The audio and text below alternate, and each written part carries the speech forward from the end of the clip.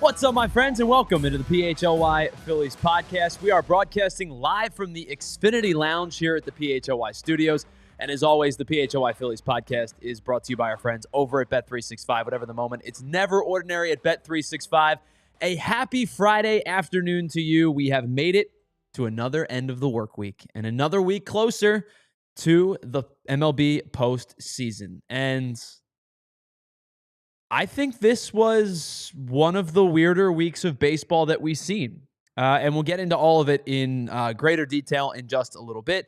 Tyler Zulli with you, Andrew Frazier with us as well. Thanks so much for checking us out and hanging out with us on this Friday afternoon. It is a beautiful Friday around Philadelphia. Weekend looks to be pretty good, so you've got a lot of baseball left over the rest of the season, but over the rest of the weekend as well. We have a lot to get into today. We're going to talk about how this road trip has unfolded, a lot of specifics of yesterday's game that we have to break down. We want to talk about one player in particular. We'll get into our Crank in the Heat segment and take a look at our weekly Friday afternoon National League standings, and then we're going to have some fun on an otherwise kind of dreary podcast today. And I'm going to apologize in advance. You know that I am not super high on the good and super low on the bad, because I am about as one of 162 as you could possibly be. But last night, there was a lot of issues with this team. And I think over the last 3 games, there's been a lot of issues with this team. And this is where we get into, right off the rip, our big takeaway segment of the day, which is brought to you by Xfinity. It is presented, of course, by Xfinity. The Wi-Fi is booming. It is our big takeaway segment of the day, and it's why the headline of today's show was the duality of team, and it's a play on the phrase duality of man. This team, I think the duality of the way that this team plays over the course of a week or 10 days or a road trip or a month, I think for many is maddening at times. And this is kind of the big takeaway today is what we've been talking about for a very long time. The ceiling and the floor of this team are like chasmically different. Like you want to talk about Everest and I don't know, what's a Marianas Trench between the difference of the floor and the ceiling of this team. Because this road trip has kind of emblemized exactly the team the Phillies can be and also cannot be, or the pendulum swing between the way that they can be elite and the pendulum swing between the way that they can drive you mad at times. If you would have told me over the first 6 games of a 10-game road trip, meaning the Texas Rangers series and the Cincinnati Reds series, that they were going to come out of the 2 series on the road against 2 potential playoff teams, 2 teams that are either right in the mix of things, just on the outside looking in, and they're fighting for their postseason lives. If you would have told me that they were going to come out of those 6 games 4-2, I don't think there's much. I couldn't ask for much more. A 4-2 start to a 10-game road trip effectively gives you the opportunity to, even if you split in Washington against a bad team, you're going to finish a 10-game road trip 6-4. And when you get on the road and you go above 500, especially on this long of a road trip, a 3-city stop, 10 consecutive days, there's no days off in this 10-game road trip. If you could have promised me 6-4 at the end of this 10-game road trip, I would have been thrilled. And there still is a very realistic chance of this team finishing this 10-game road trip 6-4. Right now, they're 4-3. They only have to go 2-1 in the next 3 days. And with the opportunity to have Zach Wheeler on the mound tonight, and Taijuan Walker's pitched well. He pitches Saturday. And then the return of Aaron Nola on Sunday versus a Nationals team that, let's call it for what it is, right this season. I think they've got a lot of really good young talent, but right this season are not particularly good. James Wood has struggled. CJ Abrams has been moved down in the lineup to facilitate James Wood moving up to the top of the order. They've DFA'd Nathaniel Lowe. Like, Riley Adams is getting a lot of catching duties, and I think that he's a fine player, but they had a lot of expectations for guys like Keibert Ruiz, and this is not a good Nationals team right this moment. You still have a very fair chance to finish this series 2-2 and go 6-4. And if you would have told me that at the beginning of the season, or at the beginning of the series, the road trip, I would have been totally okay with it, because anything above 500 on a road trip, to me, is a win. Even if you're playing substandard teams like the Nationals are, I would have been really okay with a 6-4 road trip. But the way that the road trip has started, you sweep out Texas, and we talked about it on Monday. There was a lot of good that came out of the series against the Texas Rangers. Timely hitting from unlikely sources. Guys like Weston Wilson, Max Kepler, Bryson Stott, Brandon Marsh. A lot of timely hitting from that B-tier group. And also, the bullpen was excellent. They threw, I think, 12 innings over the weekend and gave up just one earned run, kept the Rangers in check, and did a really nice job. And the Phillies did enough against a really good pitching staff to sweep out the series. Now, their offense wasn't lighting the world on fire, but they did what they needed to do to win the series and sweep out the series. Then you go to Cincinnati and you win game one the way that you did. Another kind of dramatic come-from-behind game. Your offense was kind of anemic for the first 5 or so innings. Andrew Abbott was really good. Taijuan Walker kept you in the game, did what you needed him to do. He was equally very good in that game as well. And you end up winning that game and taking the first 4 games of the series. And even though your offense wasn't great in that game, it was held off the scoreboard for a majority of the game, you take the win when it comes. Now, over the last 2 nights, or actually over the last 3 nights, the Phillies offense has mustered just 3 runs.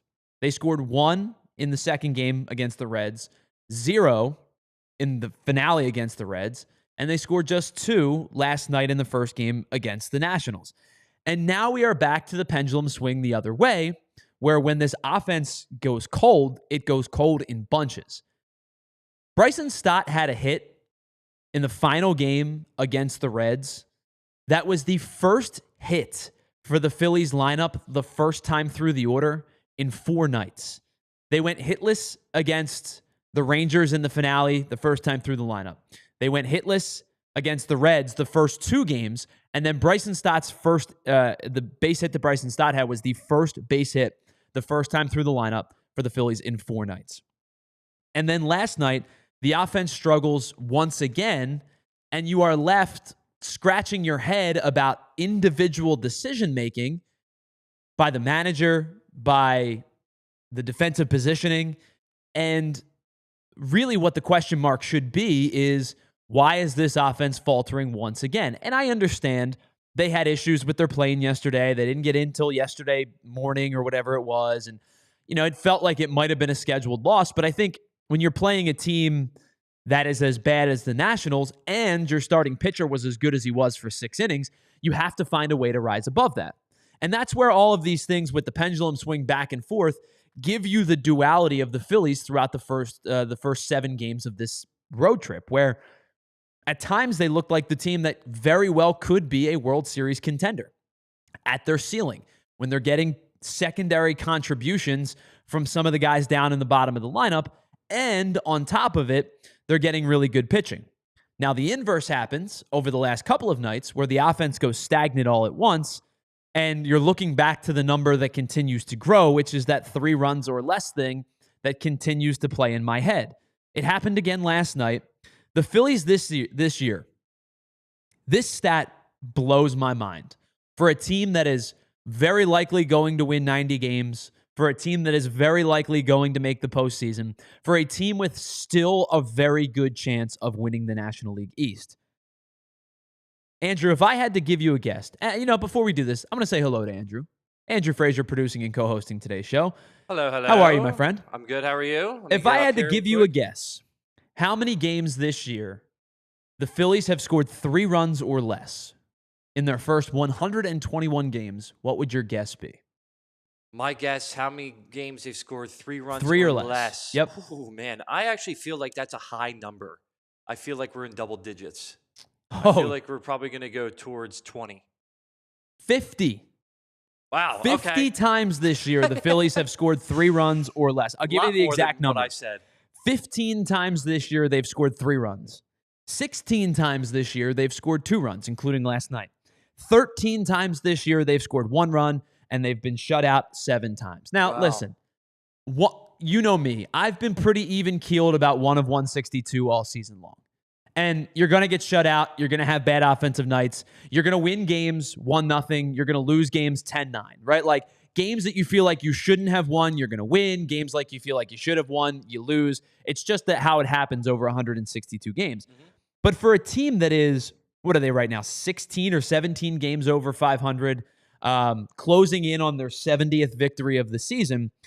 And again, as I laid out, they're going to make the playoffs. Like, I think we can all agree with that. Yeah. They probably are going to win the East. They still have a pretty good sizable lead over the Mets. The Mets are playing equally, if not worse, baseball than the Phillies are over the last 2 weeks. I feel like the one thing they're not going to get a hold of is that bye.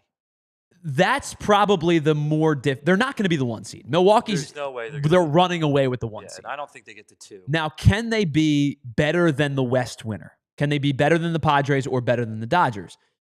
It's still close, and we'll talk more about that in the last segment of the show. But these are the things that hold them back and hold me back from saying, yeah, they should be a bye team. Because when they're on their game, like they were in Texas, that's a bye team to me. Yeah, of course. When they play the way that they did the last couple of nights, that's a team that's going to have to play in the wild card round. Yeah. And before I get back to the individuality of last night, because there's a lot of things I want to get into, and we don't break down like individual aspects of games too much because, again, it's 162 games. But last night, I think there were multiple factors that led to this team losing last night and why it was such a frustrating loss. If you look at a postseason series where you got to play 3 games, and we've said for a while, if you go into a wild card round with Wheeler, Sanchez, Ranger, Wheeler, Sanchez, Luzardo, you're feeling really good about the outcome of that series. Sure. If you head into a postseason wildcard round against Cincinnati, for example, and you're running those 3 guys out, you feel really good. But inversely, if the Reds are going to go Abbott, Green, Burns, that's a pretty good 3 too. There is a realistic chance for this Phillies team to play in a wildcard round, hold a team like the Reds to 7 runs in 3 games, and maybe lose the series. There's also a very realistic chance that like the team that we see where they catch fire for a week offensively scores like 15 runs in 2 games and wins the series without batting an eye. Oh, and it's why we keep coming back to this thing, Andrew, where the floor and the ceiling are like, I can't stretch my arms any further. Further than that. That's where we're at, right? So as big as the lounge. Right, exactly. As big as our Xfinity lounge here. So I want to get into 2 things last night. But before we do that, let's take a break. That was our big takeaway. Our big takeaway is the offense was lifeless once again. And again, our big takeaway segment is presented by Xfinity. The Wi-Fi is booming. We are broadcasting live from the Xfinity Lounge here at the PHLY studios. So on the other side, I want to get into 2 things. 1, Jesús Luzardo's start. And 2, Rob Thomson's decision-making at the end of Jesús Luzardo's start and how they defensively positioned. We'll do that. We're going to get into one player in particular on the other side. We have to get into our Cranking the Heat segment as well, take a look around the NL standings, and we're going to have fun at the end of the show, maybe at the expense of both Andrew and you, but this is unfortunately going to be a little bit of a more, I don't want to say, it's not doom and gloom, but I'm frustrated today after how last night unfolded and how the last couple of nights have unfolded. It's the PHLY Phillies podcast. Again, broadcasting live from the Xfinity Lounge here at the PHLY studios. We are brought to you by our friends over at Bet365. We will be right back after this. All right, if you've got an outlet that you said that you were gonna fix for weeks now, or it's something a little bit larger, like plumbing issues. My sink is backing up right now in my bathroom, and it's leaking into the chase underneath. I don't know what to do with it. I'm not a plumber. I would call my friends over at Ace Hardware and Ace Hardware Home Services. So if it's something small like an outlet, or you need to get your plumbing, your electric, your heating, your cooling fixed, you've got the trusted pros that are going to keep your home humming all year long with Ace Hardware and Ace Hardware Home Services. You know they're the helpful hardware folks, but they're now bringing the helpful hardware folk feel right to your front door, all the way from Philly to the Jersey Shore. And they're going to give you incredible expertise. They offer you experience. They're local plumbers and techs that handle everything from repairs and seasonal maintenance to installation and upgrades. They bring understanding. They're going to listen to your goals and work with you to figure out what's best for you, your home, and your budget. And they bring that helpful hardware folk feel right to your front door. They offer free estimates on equipment installation and replacement with trusted advisors and opinions that are best suited for you and your home. Ace Hardware Home Services are local too. Their team live and work in your community. They want to make sure not only your community shines, but your home shines, because they take pride in their community as well. Visit Ace Hardware Home Services online at acehardwarehomeservices.com to get started on your next project today. All right, let me tell you about our friends over at Rothman and Rothman Ortho. Andrew, you can attest to Rothman. Devon can attest to Rothman. We've had a lot of people who have put their trust in Rothman and Rothman Orthopedics and have gotten incredible results out of it. Andrew, you started with a shoulder issue that ended up being something much larger, and you trusted the docs at Rothman, and they came through and have you back on your feet. Love Rothman. Love them. You can't speak highly enough about it. Devon can't speak highly enough about it. VG can't speak highly enough about Rothman. You know, when it comes to the orthopedic game, the only place that you want to trust is with Rothman. If it's aches after a pickup game or old injuries that are flaring up because of your summer adventures, Rothman team of experts is here to help. They offer evidence-based care and a commitment to restoring your mobility. They'll get you back out there stronger than ever. So don't let pain put your summer on pause. Visit rothmanortho.com/PHLY to book your appointment today and to get back to doing what you love pain-free. All right, welcome back to the PHLY Phillies podcast, broadcasting live from the Xfinity Lounge here at the PHLY studios. Of course, it is brought to you by our friends over at Bet365. Hello to everybody that's hanging out in the chat. Thank you so much for being with us here on this Friday afternoon. I sense some frustrations in the chat, and I have some too. And Andrew, I know you have some as well. And I want to get into some specifics of last night's game because, again, I don't typically do, oh, the manager messed this up, or you should have did this when they did this, and like you bobbed instead of weaved or whatever. Like, I'm a big proponent of, I think over the span of 162 games, like, how many games does a good manager win you? 3 or 4? How many games does a bad manager lose you? I don't know, 3 or 4?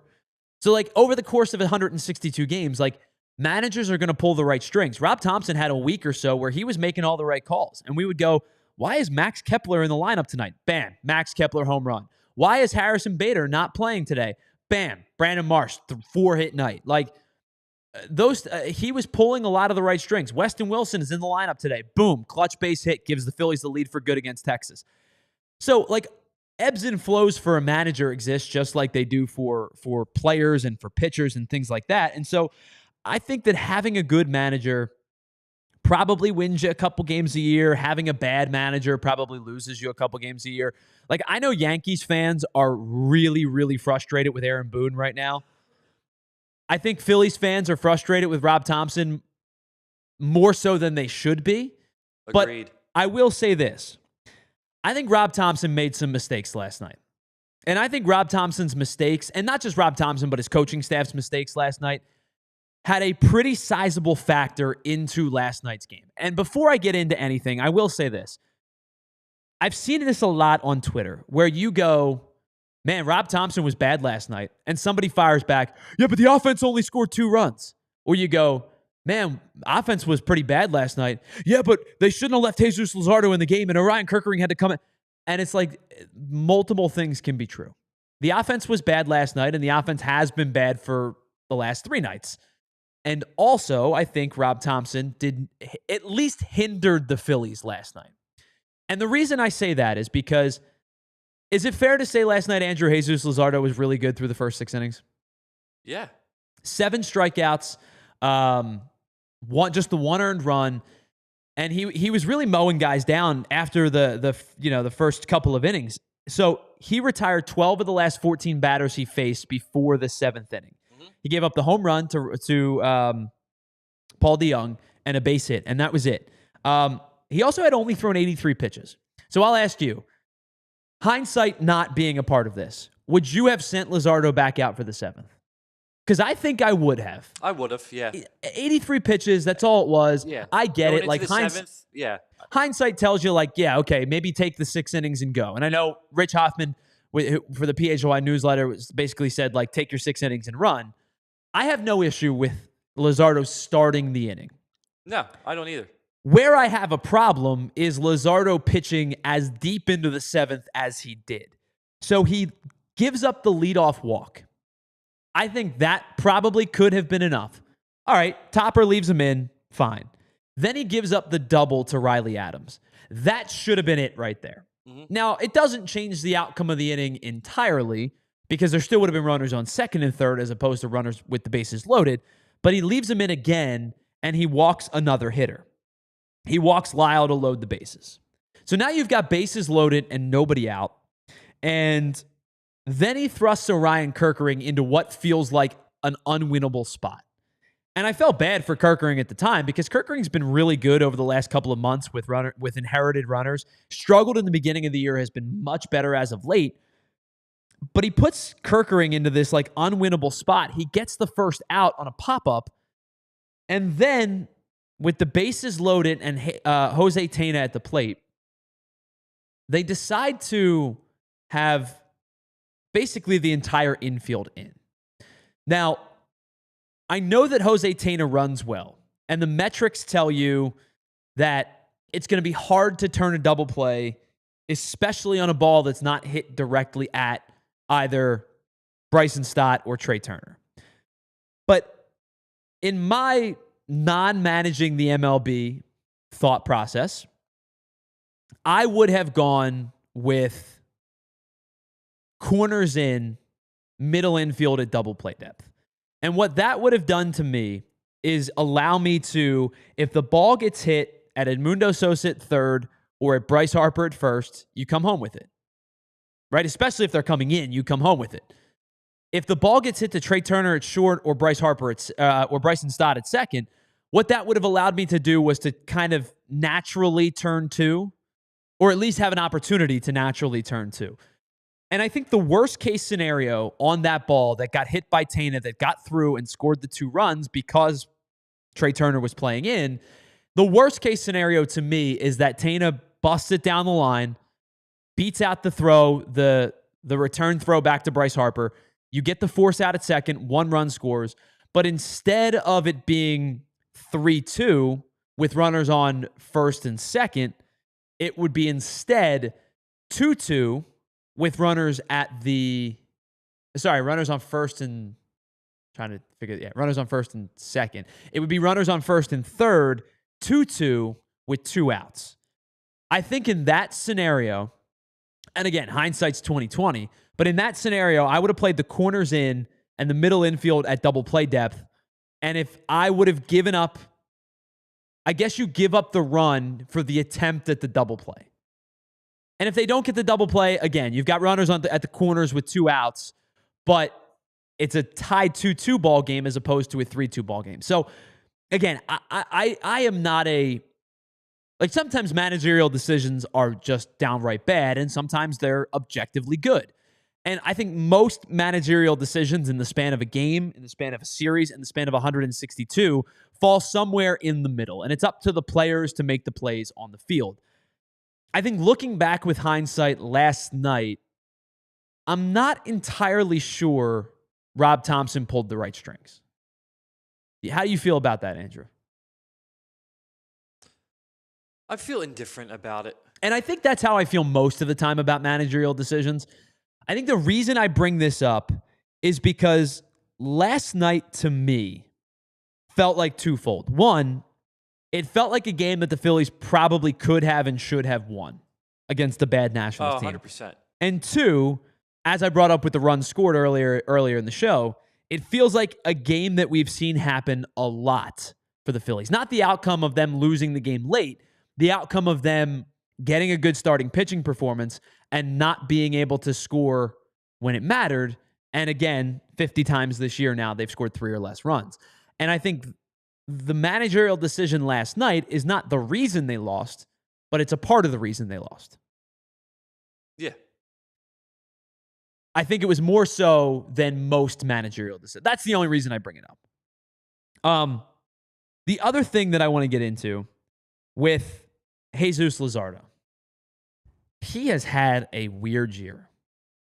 So remember the 2 really bad starts he had back to back? Yes. Against Toronto and Milwaukee. Gave up 20 earned runs in like 5 innings. I think Jesús Luzardo this season has had 4 bad starts. Like really bad starts. 6 earned runs or more 4 times. He's given up 30 earned runs in those 4 starts over 12 2/3 innings pitched. That's a 21.32 ERA. In his other 21 starts, including last night, he's thrown 126 1/3 innings pitched and given up 32 earned runs. That's a 2.28 ERA. It's the reason why, even though I know he may not be the consistently elite level pitcher that we saw for the first 10 starts of the season, it's the reason why heading into the postseason, the stuff is there. You saw it last night. Sweeper was nasty last night. Fastball had good life. Changeup was good last night for the most part. It's the reason why heading into the postseason, I still feel comfortable with Jesús Luzardo.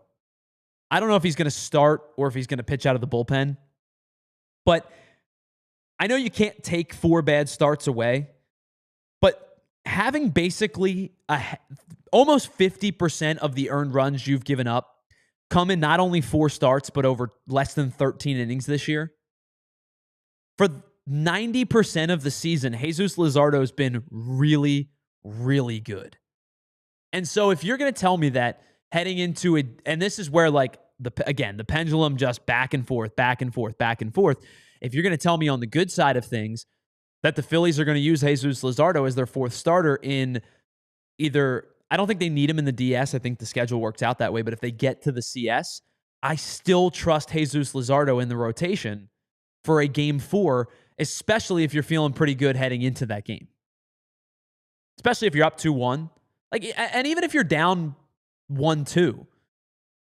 If you're down 3-0, if you're playing the Dodgers or something like that and they're up 3-0, then you're piecemealing this thing together and maybe Wheeler starts on short rest or Sanchez starts on short rest or something like that.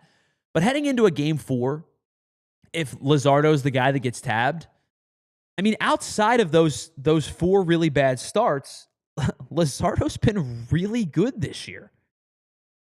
And I'll take it a step further. If you look at his game log throughout the season. Now, again, the 2 games that he pitched against the Brewers and the Blue Jays, both postseason teams, but so far this year over the course of the season, 7 shutout innings against the Dodgers back in April. 6 shutout innings against the Cubs to end April. The Brewers was where the bad start was, then Toronto. Then he had another 6 innings of 1-run ball against the Cubs again. 6 2/3 shutout baseball against the Mets. Trying to find some more postseason teams here. And then Texas, 6 innings, 1 earned run against the Rangers in his previous start out. There's been some starts this year that Luzardo has faced postseason caliber teams. And I think there's also been some teams where maybe they were postseason caliber teams when he faced them and they're not now, like the San Francisco Giants, where when he faces some of the better teams, he's had some good success. And so I think, Luzardo, maybe you're only going to task him with 5 innings in the postseason because that tends to be how, the managerial hook works in most of a postseason run anyway. But if he gives you 5 innings of good baseball, I feel pretty confident that Luzardo can do that in a postseason game. And yeah, Ray, to your point, they have been overarchingly good, and he has been overarchingly good for most of the season. He's had 4 bad starts. I brought up Milwaukee and Toronto. His other bad starts this year, 6 earned runs over 5 innings against Boston. And the other one was, now I can't find it. Oh, excuse me. 5 earned runs in 2 innings against the Reds. I mean, 4 bad starts this year. Otherwise, 6 innings, 3 earned, 6 innings, 1 earned, 6 innings, 3 earned, 7 innings, no earned, 7 innings, no earned, 5 innings, 2 earned, 6 2/3, no earned. Like, you get my point. I think that Luzardo is getting lumped into having some bad year because his season ERA is 4.21. And if you looked at it from a 10,000-foot lens, it wouldn't be that good of an ERA. But again, a 2.28 ERA in 21 of his 25 starts. That's pretty crazy to me. All right, let's pause. On the other side, I do want to get into one player in particular that has really struggled in the last couple of months. We're going to get into our Cranking the Heat segment as we take a look at the National League standings, and we'll have some fun as we get into this weekend, as we send you on your way for your weekend, as we get you closer and closer to the end of the work week. It's the PHLY Phillies podcast. It's brought to you by our friends at Bet365. We are broadcasting live from the Xfinity Lounge here at the PHLY studios, and we will be right back after this. All right, let me tell you about our friends over Xfinity, because listen, life can be unpredictable. You never know what's going to happen from week to week, from day to day, and it kind of feels like life and a baseball season have a lot in common. But one thing in life that should not be unpredictable is the price of your internet. You can get reliable price at reliable connections with our friends at Xfinity. All in with them means all in. You're going to get Wi-Fi equipment and unlimited data included. And right now, this is the unpredictable part versus predictable. You get 5-year price lock guarantee with Xfinity. One internet price, 5 years guaranteed. Change is always happening. Rules get rewritten, records get broken, our athletes come and go. But no matter what changes over a 5-year span, the price of your internet will stay exactly the same. Learn more at Xfinity.com. Restrictions apply. New residential customers only. Taxes and fees extra and subject to change. All right, while we're here, let me tell you about one of our other presenting sponsors, our friends over at Bet365. Whatever the moment, it's never ordinary with Bet365, and find out why 90 million users have gone to take on live in-game betting with Bet365. They live stream 780,000 events each and every year across 78 different sports. And how about this? Right now, new customers get $150 back in bonus bets when you bet $5, win or lose. Sign up, use the code PHLY365, deposit $10, and place a bet for $5 to get $150 back in bonus bets, whether your bet wins or loses. Bonus bets can be used on spreads, totals, player props, futures, and so much more. And that is why, whatever the moment, it's never ordinary at Bet365. Must be 21 and physically located in PA. If you or someone you know has a gambling problem and wants help, please call 1-800-GAMBLER. All right, welcome back to the PHLY Phillies podcast. Tyler Zulli here with you, Andrew Frazier as well, and a happy Friday to you. Andrew, I'm going to apologize. I have to do some live production here for you on the air. I forgot to send you a clip before the show started. Send it away. So it's downloading now, and we'll talk more about that clip in just a second, because I want to get to one player in particular that has really struggled over the last couple of months, and that is Nick Castellanos. And I see it already in the chat. Approach, Dante says his approach is see-ball, hit ball, like a 10-year-old. And Dante, we're going to get to a clip. You may have watched our clip. You may have watched somebody else's clip. But basically what you're saying is exactly what Nick Castellanos has said. But let's get to Nick Castellanos' numbers, not just this year, but over the last 2 months specifically. So we went back to the last 28 days, which is effectively since the All-Star break for Major League Baseball. Nick Castellanos, over the last 28 days, is hitting 178 with a slash line of 178, 204.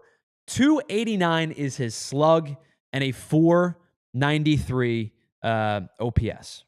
It's a 493 OPS, not slug. His OPS is sub 500. In that span, he's hit just 3 home runs, has 1 additional extra base hit, has driven in just 9 runs, and has only 26 total bases. Now, we're going to get into his August numbers in just a second. But Andrew, do you have his season numbers? Let's take a look at Nick Castellanos' season, because I think it's fair to say that Castellanos had a really good start to the year. Came out of the gate, I thought his approach was better. I thought his plate discipline was better. But over the last 2 months or so specifically, his numbers have really dipped. He's down to a 254 average on the season. His on-base percentage is below 300, and his OPS is ever slowly creeping towards below 700. Now, he does have 39 extra base hits this year, and he has driven in 60. But as you see at the bottom there, just one extra base hit so far in the month of August, and we're basically halfway through the month. And then, I love to include the Baseball Savant page, and it's a lot of blue. Chase rate in the 4th percentile, walk rates below 10%, whiff rates have gone in the wrong direction. It's a lot of blue for Nick Castellanos, especially over the last 2 months. And I also included his fielding metrics in there as well, because I will never sit here and tell you that Nick Castellanos is a good defender. But over the last few seasons, you've seen Nick Castellanos work with Bobby Dickerson and Paco Figueroa to figure out what works best for him. And what has worked best for him defensively over the last couple of years is to basically play every ball that he possibly can in and to his left. So in and to his glove side. He feels comfortable making the sliding catch to that glove side. He feels comfortable going down and getting sinking line drives and stuff like that to his glove side. But his defense has gotten worse and worse and worse as well. His metrics aren't good. You see the outs above average. You see the arm factor hasn't been very good. And it's really just been a rough season, but really a rough couple of months for Nick Castellanos. Now, let me give you the August numbers specifically. Nick Castellanos in the month of August alone is hitting 149 with a 149 on base percentage. That's right, 0 walks in the month of August. His slug is 213 and his OPS 362. Andrew, if I had to ask you a question, when do you think Nick Castellanos' last walk was? When did it come? Oh my gosh. Was it even this year? Yes, it was this year. But I did just say he hasn't walked once in the month of August. Yeah. I'm going to go back to, let's go back to May. Not that bad. July 29th. Okay. But I will say this. Nick Castellanos has 4 walks since the start of July. Wow. His last walk, July 29th, he walked twice against the White Sox on 7/18 and had 1 walk on July 2nd. Those are 4 walks that he has had since since July 1st. Now, I will say this. I understand that's not Nick Castellanos' game. But that can't be your game, and you also have a prolonged period of struggling. So let's take a look at this clip. Abby Jones from our partner DLLS. You heard Abby on Monday. She joined the show. She was excellent. Had done a ton of really incredible work with the Phillies, getting different interviews with the Phillies. You may have seen them on our YouTube page. You may have seen them on our social pages. But she had a one-on-one interview with Nick Castellanos. And I want to play this clip, this question from Abby specific. I think there's actually 2 questions in here. These 2 questions specifically from Abby and Nick Castellanos' response to kind of get an understanding of where Nick Castellanos' headspace is, even going through some of the struggles that he's currently going through. Here's Abby Jones from DLLS interviewing Nick Castellanos the other day.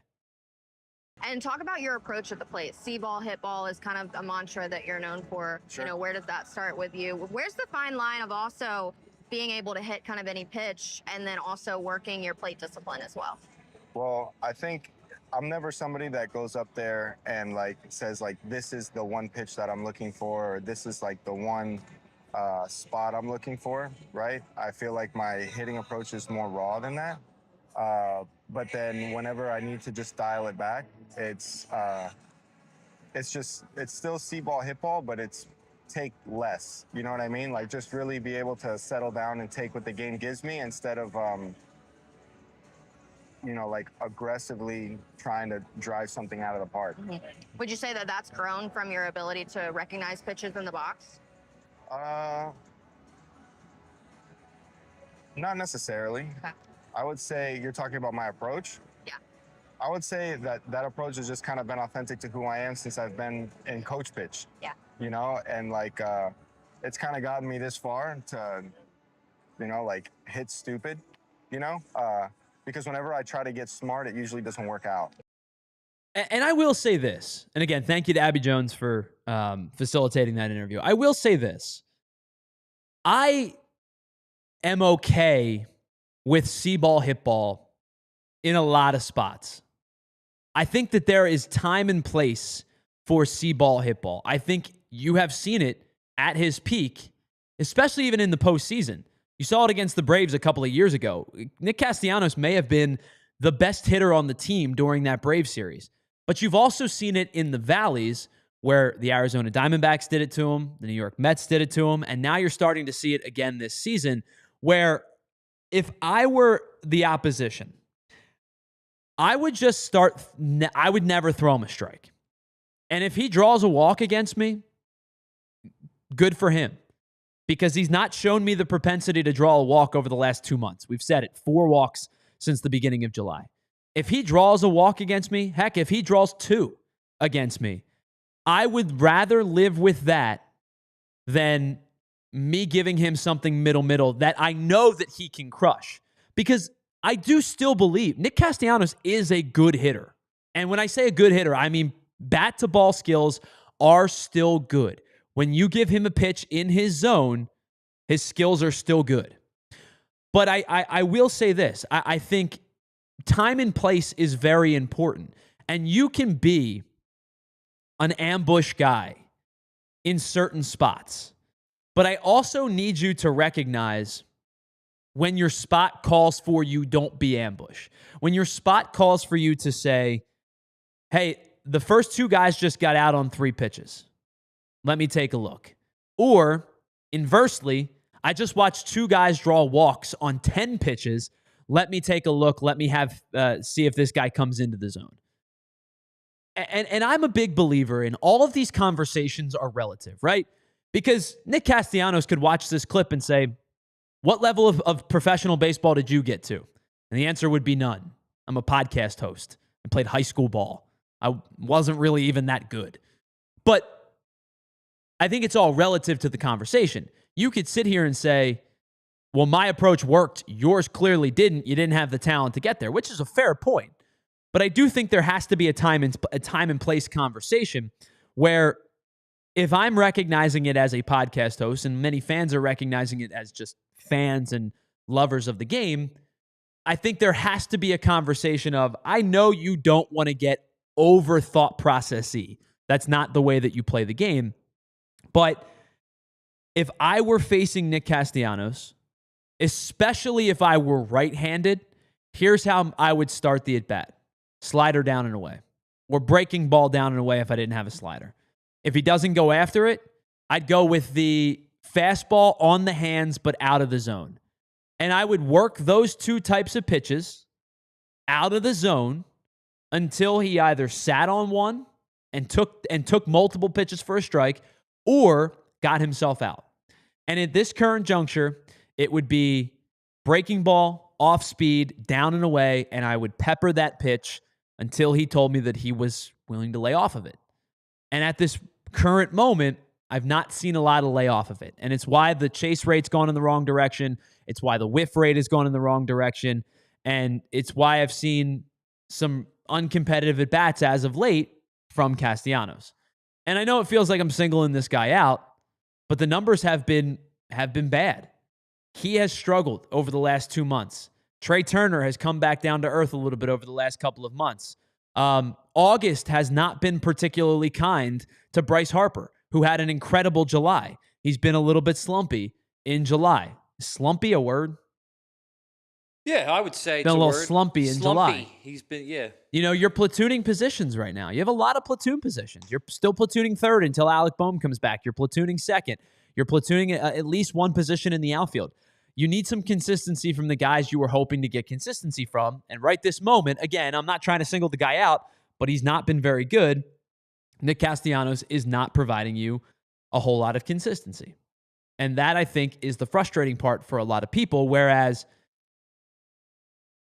I think that if he was giving you quality at bats and not providing, it's a little bit different. You talk about expected numbers, hard hit percentages. I think it's totally unfair to compare him to the season that Max Kepler's had for a majority of the year. Kepler just hasn't been very good. But I do think there is a piece of conversation to say, if you're hitting the ball hard and your expected batting average is 40 points above what your actual batting average is, at some point, law of averages will swing you back the other way. But right this moment, Nick Castellanos' expected batting average and his actual batting average, and I'll give you those numbers in just a second, don't feel like they're that far apart. And I think the reason being is because over the last 2 months or so, his at-bats have not been very good. His batting average is 254. His expected batting average is 254.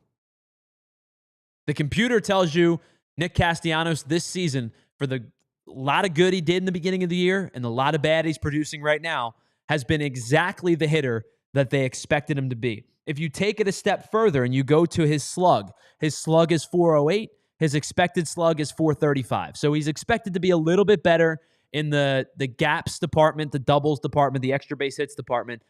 But he's kind of right on cue with, where he's expected to be.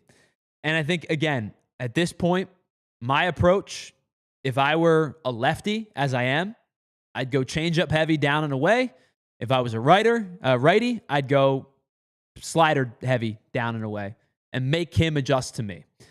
All right, we're going to pause for our final break. On the other side, we're going to get into our Cranking the Heat segment, which is brought to you by our friends over at Ace Hardware. We'll do that, and then we'll have some fun to end the show because I can't get this. How the hell did Train mess with an entire game schedule? I went into a rabbit hole of music down the other side. We'll do that on the other side. It's the PHLY Phillies podcast. We're broadcasting live from the Xfinity Lounge here at the PHLY studios. And of course, we are brought to you by our friends over at Bet365. We will be right back after this. All right, when you think of trucks, I bet you one name comes to mind. It is the legendary F-Series from Ford. The F-150 blends work-ready toughness with modern-day tech and luxury, and it's why it has been the best-selling truck in America for 48 straight years. It is a 3.5-liter power boost. They offer hybrid V6 with 430 horsepower. So just because it's a hybrid doesn't necessarily mean that it doesn't have that juice. It's got the 430 horsepower, and on top of it, strong as ever. Towing capacity is incredible. Best-in-class towing for up to 14,000 pounds, depending on configuration. It has a military-grade aluminum alloy body, so it's tough, it's lightweight, and it is corrosion-resistant. And that's just a few of the things that the F-150 has to offer. You want the 360 backup cam, you want the tailgate work surface, you want the max recline seats.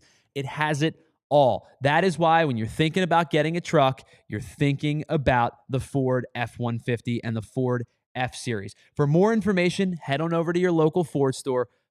But at this point, if you're looking for a truck, it doesn't get any better than the Ford F-150. All right, let me tell you about one of my favorite companies on the planet. That is with Shady Rays. Because you know that moment, the one that you're having a great day and you realize, where are my sunglasses? Why aren't they on my head? And you lost them. They're in the ocean. They're gone. You lost them on a roller coaster. Gone. You lost them at the beach. Gone. Doesn't matter. They're gone. But the best part with Shady Rays, they offer the best protection in all of eyewear. Lost, broken, damage replacement, guaranteed. Shady Rays is the eyewear company that has your back. It's why I wear my sunglasses without fear when I'm outdoors, when I'm going to an outdoor concert, when I'm at the beach, when I'm at the amusement park. I wear my glasses confidently because I know if they take a hit or damage or I lose them, I'm going to have an incredible protection plan. And they're incredibly good-looking, polarized lenses. They're durable, and they're not crazy expensive either. And we've teamed up with Shady Rays to bring an exclusive offer. Head on over to shadyrays.com. Use the code PHLY for 35% off a pair of polarized sunglasses and try for yourself the shades that are rated 5 stars by over 300,000 people, myself included. All right, welcome back to the PHLY Phillies podcast. We are broadcasting live from the Xfinity Lounge, and we are brought to you by our friends over at Bet365. It is time for our Friday weekly Crankin' the Heat segment, which is brought to you by our friends over at Ace Hardware and Ace Hardware Home Services, where we check in on which team in the National League is either heating up or cooling down. First and foremost, let's take a look at the National League East standings. Not a whole lot has changed in terms of win-loss, but the Brewers just keep on winning. They just continue to win and win and win and win. And I realize, Andrew, I've done a terrible job of helping you out today. I didn't post these either. So here you go. Sending these over. The Brewers just continue to win. They're now 32 games over 500. We talked about them last week. We're not going to dive too deep into them. The San Diego Padres have taken over control of the National League West. They are now 69-52, tied with the Phillies for that record. But the Padres have the tiebreaker right this moment, so they would get the bye. The Phillies then would have to play, how about the New York Mets in the wild card round? Cubs with the number one wild card team. The Dodgers are the number 2 wild card team. The Mets right now. The Reds just a half a game back of the New York Mets. But the team that I want to talk about today is a team that you don't see on that list. It is the San Francisco Giants. They are the team that is cooling off here in the month of August. The Giants entered the All-Star break at 52-45. They were 7 games over 500 and pretty squarely in the wild card conversation in the National League. Since that time, they have gone 7-17 and have had multiple 4-game or more losing streaks in the second half. Currently, they're on a 5-game losing streak. And we talked about the Phillies struggling to score runs at times. The Giants so far in the games that they have played since the All-Star break have had 12 games in which they have scored 3 runs or less, including over the last 5 games of this losing streak, they have scored just 5 times in the last 5 games. Their shortstop, Willy Adames, that they signed to a pretty sizable contract this offseason, does not have a hit in the last week. He is 0 for his last 18. Things are going in the wrong direction for the San Francisco Giants, and it's why you see on that graphic that we just posted, they're no longer on it. The teams that are in the hunt, the Reds are just on the outside looking in, and then you have the St. Louis Cardinals and the Arizona Diamondbacks, who are currently under 500 at 60-62, but they're 4.5 games back of the Mets for the final wild card spot. And that is our Crankin' the Heat segment, which is brought to you by our friends over at Ace Hardware Home Services, acehardwarehomeservices.com to get started on your next project. You'll check out whether it is something small, like an outlet, or something large, like plumbing, heating, cooling, electric. That's the team of pros that have your back for anything that you need. Head on over to acehardwarehomeservices.com to get started on your next project. All right. We have, unfortunately, had to talk a lot of negative today. And I think when we look back on the grand scheme of this week, especially, like I said, if they can win 2 of the next 3 and finish this road trip at 6-4, even if they only win 1 and finish the road trip 5-5, they treaded water. And Andrew, the New York Mets right now suck.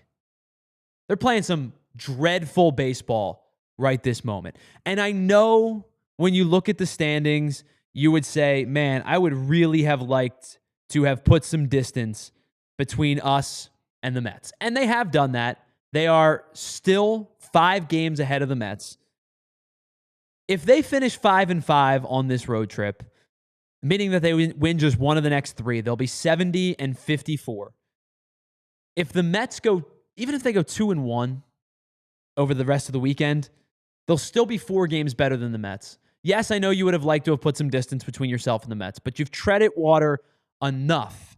Whereas in the last 10 games, you're 6-4, the Mets are 1-9. You have put back 5 games on the Mets in the last 10 games played. That's a pretty sizable jump. So even if the Mets make a little bit of a swing back, you're still going to be 4 games up on the Mets after this road trip. I think if you told me that, I wouldn't be too downtrodden. I think it's just the way that the last couple of nights have happened that we're feeling a little bit down on the Phillies right now. All right. I said I wanted to have some fun. And yes, we're talking about Train the Band.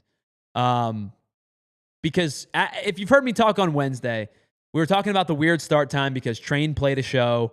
And it actually ended up not mattering, Andrew, because there was an hour-long rain delay anyway. So it ended up being a 6:10 start regardless. But it got me thinking about just like ridiculous concerts that could happen at a baseball game. And then I started thinking about, wouldn't it be ridiculous if a metal band played a post-baseball game show? Like I have seen sporting events start to tailor towards our generation. The one that you've seen a lot lately is like emo night. Seen a lot of emo nights across. You know what I mean? But like emo night makes sense. There's enough people like kids were kids when we were kids that now had to turn to being adults, and now we're tailoring to them. And it's like, hey, I know you listened to My Chemical Romance when you were a kid. Here's emo night. And I think there's enough sell for that. I don't think there's enough sell for a metal band to go play a baseball stadium. But I went down this rabbit hole of like metal music and what's ridiculous about metal. And the one thing that comes back a lot is metal logos are absurd. Oh, yeah. To the point of unrecognizable at times. Yeah. So, Andrew, I wanted to play a scribble. game with you and with the chat Sure. as we wrap up today's show. I not came up with, these are already established. I have 5 metal band logos. And all the thumb or all the headline says on your side of things is like metal round 1 or something like that. Round 1, round 2. So you have no idea who these bands are. And No. I think I went from easiest to hardest. Now, that doesn't mean any of these are easy, but I think I went from easiest to hardest. I want to see how many you and the chat combined can get with the ridiculous names of the ridiculous logos of metal bands. So pull up the first one here. Sure. And I want to see how many you can get. Well, this one I feel like I can decipher. I would say this is easy and it mode. says "Job for a Cowboy." This is the band called Job for a Cowboy. Okay. Yes, so you Good. are 1 for 1. That's not a bad Reading start by skills, check. you. That is the easiest one you're going to see today. I'm sure. But that is a And that's band hard. called Job for a Cowboy. These are all real bands, I promise you. But that's the easiest one you're going to get. But you're 1 for 1. You're on the board. Right all right, on. let's see number 2. Might be the only point. Oh, my I think this gosh. one is attainable. The roots down the bottom make your eyes do some weird things. But this one is very gettable. Man. Something. Born. Starts I with- will tell you it is not Born. Okay. Horn? So I you don't do, know. O-R-N is in that word, that Okay, first word. O-R-N. So you do have that portion right. All right. What does it start with? An L? Lorne? I don't know. It's been answered in the chat a couple times. Okay, Lorna Shore. This is the band Lorna Shore, one of the probably hottest deathcore bands on the market right now. Okay. That is a band called Lorna Shore. I wouldn't have known that because Will Ramos is one of the wildest vocalists I've heard in a long time. All right, let's go to number 3. Chat got you. That's 2 for 2. It's good. Thank you, chat. All right, let's go to number 3. This is where it gets interesting. What am I even looking at? Unite? Does that say Unite at It is top? not I Unite. see U-T. There is a T in there. You are correct. Center is a T. Chat, what do you think? Please help me, chat. I do not know what that is. So I'm following along on the stream. It just got to the screen. So, Okay. all right. And before we do this, let's pause. Thank you to everybody watching on our streaming platforms, Roku, Samsung, Xfinity, all of our streaming platforms. Head on over to allphly.com to watch the rest of the show. We are officially in a ridiculous overtime. All right. Seems All right, like it's so been called out. Ray, you typed out, that is one of my favorite deathcore bands. It is not them, but that is one of my favorite deathcore bands, fit for an autopsy. Within Destruction. My goodness. All right, so Sean Sean. Ortiz is either a metalhead or has unbelievable eye for these logos. It is the band Within Destruction. Well done, Sean. All right, 3 Well for 3 done. with the chat. Chat's Yeah. killing it. Yeah. All right, let's go to number 4. Oh man, what? It looks like a face hugger from Alien. With It looks like know, what do they call? What are the in The Last of Us? What are they called? The Oh yeah. You know what I'm talking about? I know what you're talking about. The spores with The big spore, yeah. Or it looks like a locust that got squished by someone's foot. All right, you're on a good track. Think of locusts because Okay. it does have something to do with that.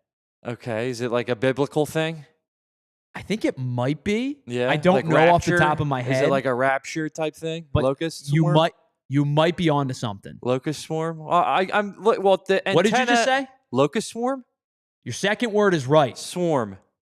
Swarm is the last word of this band. Okay. Oh man. Signs. It is signs. You just got to get the two words in the middle. Signs of the swarm. It is signs of the swarm. Well done, Andrew. That was really, really well done. All right. Last one here. All right. If you get this, this is incredible. Yeah. This looks like someone upchucked. I have no idea. This is one of the most ridiculous. Like, come so, on. The description of this band, I'm going to read you the description of this band. Uh-huh. Because there's no other way for me to describe it other than to read you what Apple Music describes this band as. Absurdist Ohio extreme metal band, insert the name, ply on absurdly filthy, savagely down-tuned brand of death metal with disgusting, gory, and resolutely tongue-in-cheek lyrics. Oh, man. I love it. That does not help me here. Oh, man. How do you come up with no this? Way I you have can no read, idea. They knew you couldn't read this. Like, when you want your band's name to be so legible. This is where I get into, if you posted this on a billboard, I'd be like, I'm not going to see that band because I have no idea. I'd be like, who threw paint on a billboard? It looks like paint splatter. It looks like a paint splatter. Yeah. And I get it. You're trying to be edgy and or cool. Like the heavy metal blood splatter. Probably what it is, but it looks ridiculous. I don't know. I'm going to need help with this one. So this band, and this is how I'm going to spell it for you. And then I'll try my best to pronounce it because I don't even know how to properly pronounce it. Oh, okay. Sanguisugabog.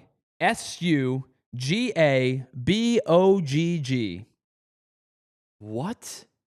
Sanguisugabog. What? I swear to you, it's a real band. Okay.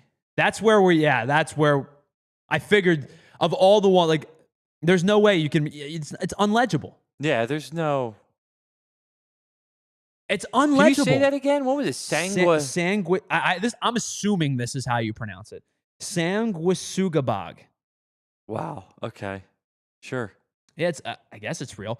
Yeah, so that's where my mind went the other day. It's real. Was like, I went from Train to stupid concerts to metal bands to metal band logos. Well, that's the rabbit hole I went down last night. I think they need to get them. They are from Ohio, Cincinnati. I think it would make sense for the Reds to have. I don't know if they're legally allowed to do that. Go there.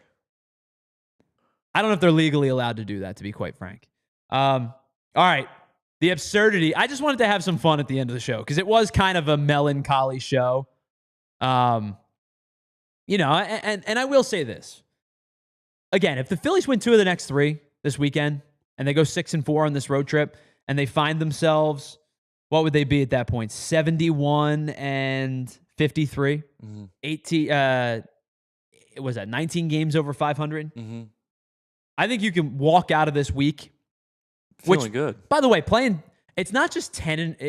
So again, it is 10 in a row plus the next 3 on Monday, Tuesday, Wednesday. So it's 13 straight games in 4 different cities. Because obviously, even though they're home for the final 3, it's still 13 straight games in 4 different cities. If you can walk out of a 10-game road swing with 3 separate stops at 6-4, I think you're feeling okay. It's just the way that the last couple of games have happened. You're feeling a little downtrodden right now. Mm-hmm. And I get it. But, I totally understand. I get why you would feel a little downtrodden right now. But they have an opportunity to, at least split this series this weekend. Zach Wheeler on the mound tonight for the Phillies. He'll be opposed by Mackenzie Gore. By the way, Mackenzie Gore was an all-star this year, and his strikeout numbers are still good. But Mackenzie Gore is now 5-12 with a 4.09 ERA. Over the last 15 games, he's 3-8 with a 4.42. And over his last 7 games, he is 2-4 with a 7.09.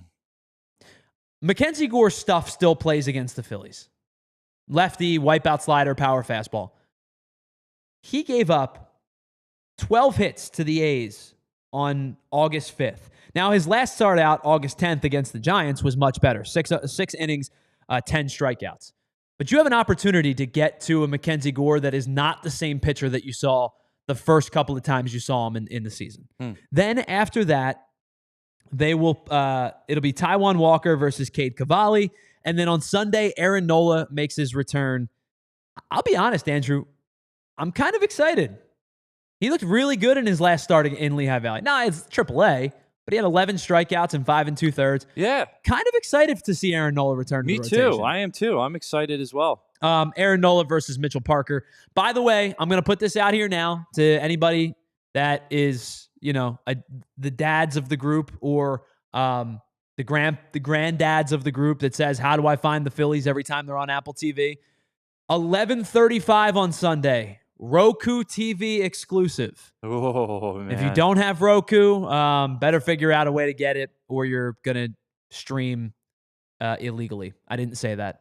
You didn't say it. I didn't hear you say it. But yes, remember, 11:35 start on Sunday afternoon. All right, that's going to wrap up the PHLY Phillies podcast for us this week and this episode.